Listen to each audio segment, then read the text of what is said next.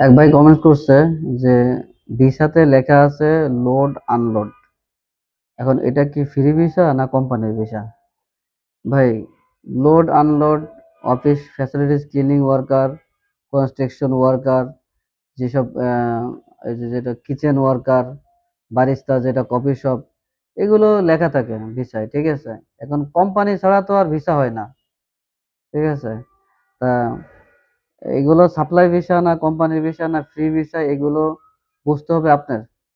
কারণ আপনাকে যে কোনো কোম্পানি থেকে যখন ভিসাটা পাবে, কোম্পানি ছাড়া তো আর ভিসা হয় না, এটা কোম্পানির ভিসাই। এখন যদি ওই দেশে নিয়ে যদি কোম্পানি আপনাকে অন্য কোনো ট্রান্সফার করে দেয়, সেটা হবে সাপ্লাই ভিসা। আর যদি আপনি যদি নিজে কাফালা হয়ে চলে যান, সেটা হবে ফ্রি ভিসা। আর যদি ওই কোম্পানি থেকে কাজ করেন, কোম্পানি আপনাকে স্যালারি দেয়, কোম্পানি আপনাকে একামা দেয়, তাহলে এটা সরাসরি কোম্পানির ভিসা। ঠিক আছে? আশা করি আপনার প্রশ্নের অ্যান্সার পেয়ে গেছেন। ধন্যবাদ।